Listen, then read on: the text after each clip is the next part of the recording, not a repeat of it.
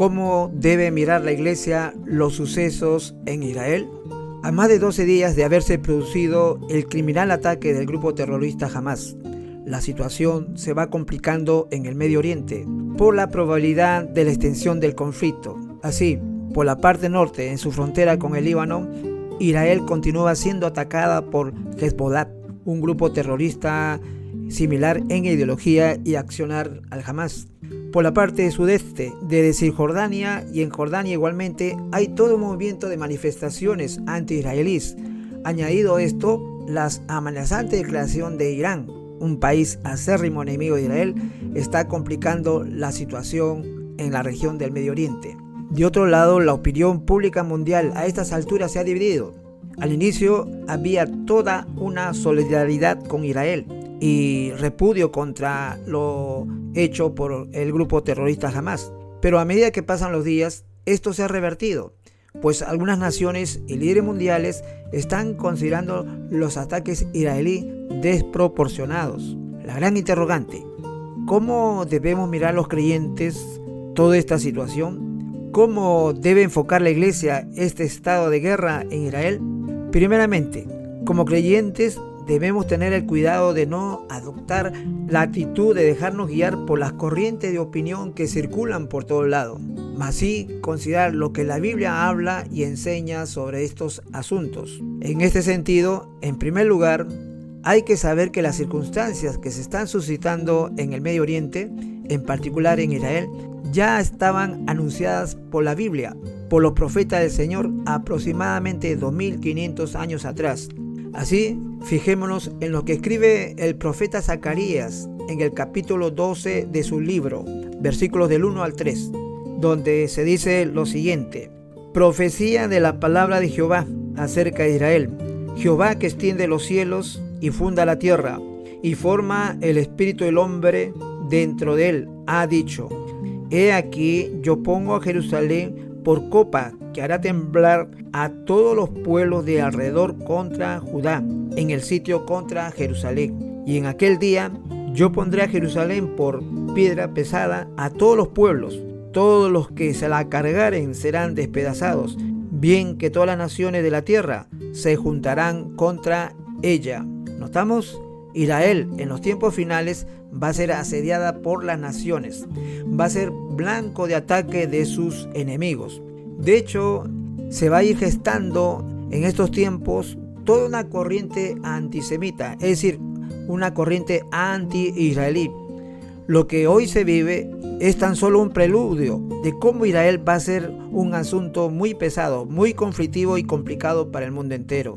En segundo lugar, estos sucesos debemos tomarlos como una clara señal para nosotros. ¿La razón? La Biblia revela que los destinos de Israel y de la Iglesia están estrechamente ligados y vinculados. Significa que lo que suceda a una afectará a la otra y viceversa. Tenemos así que la Biblia nos hace saber que la desobediencia persistente de Israel produjo nuestra salvación. Así lo leemos en el libro de Romanos capítulo 11, versículos 11 al 12. Allí se dice lo siguiente: digo pues, ¿han tropezado los de Israel para que cayesen? En ninguna manera. Pero por su transgresión vino la salvación a los gentiles para provocarles a celos. Y si su transgresión es la riqueza del mundo y su defección la riqueza de los gentiles, cuanto más su plena restauración, dice este pasaje de Romanos. Y esto está implicando que Dios hizo temporalmente a los judíos a un lado para tomar a los que no éramos judíos, para formarse un pueblo de entre nosotros, al cual llamó iglesia.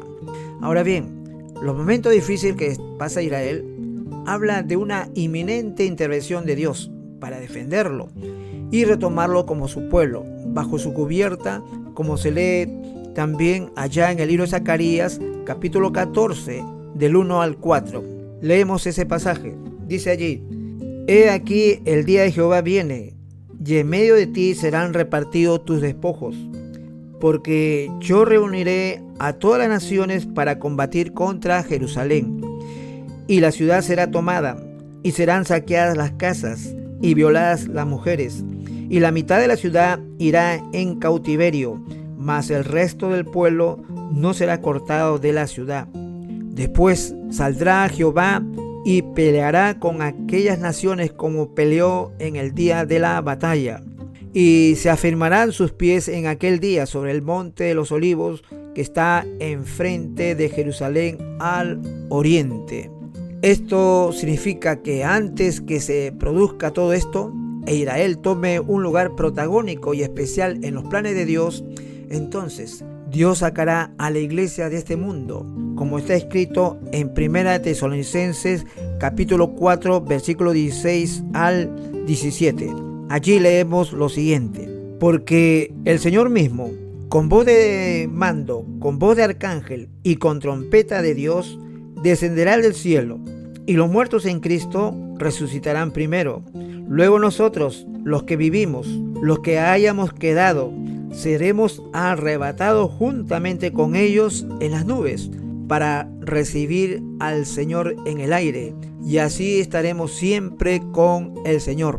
En esta misma carta de Tesalonicenses, esta vez en el capítulo 5, versículo 9, se nos da la razón de este suceso que acabamos de leer. Allí se nos dice, versículo 9 del capítulo 5, porque no nos ha puesto Dios para ira, sino para alcanzar salvación por medio de nuestro Señor Jesucristo. ¿Percibimos este vínculo entre la iglesia e Israel? Ellos pasan y pasarán momentos muy dramáticos y muy difíciles que se irán intensificando. La iglesia entonces es retirada de la escena terrenal. Luego Israel toma un lugar central en el mundo. La conclusión a todo esto es que los momentos que hoy se vive son de un tiempo especialmente proféticos.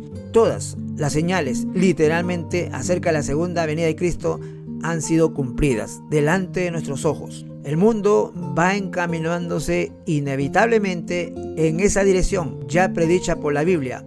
Es decir, este mundo ya está maduro para los juicios del Señor.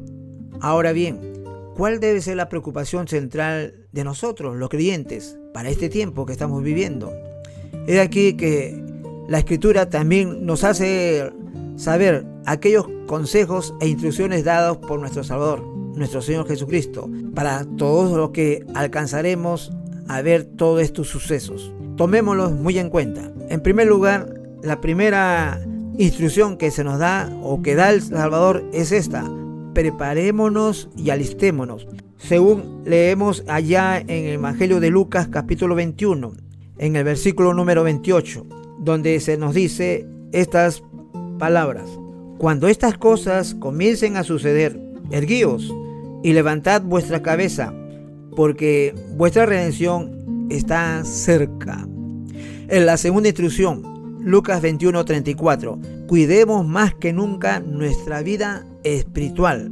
Lo dice en esta forma el Señor, en el versículo mencionado, versículo 34. Mirad también por vosotros mismos, que vuestros corazones no se carguen de glotonería y embriaguez y de los afanes de esta vida, y venga de repente sobre vosotros aquel día.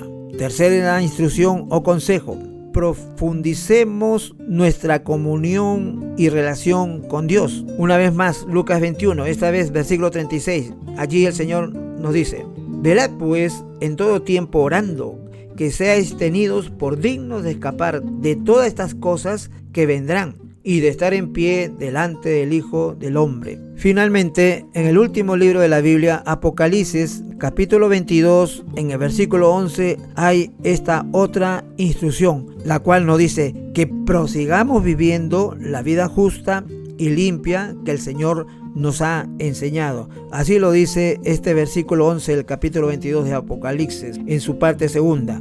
Y el que es justo, practique la justicia todavía, y el que es santo, santifíquese todavía. Esto es lo que la Biblia nos instruye y aconseja para los que, repetimos, hemos alcanzado estos tiempos finales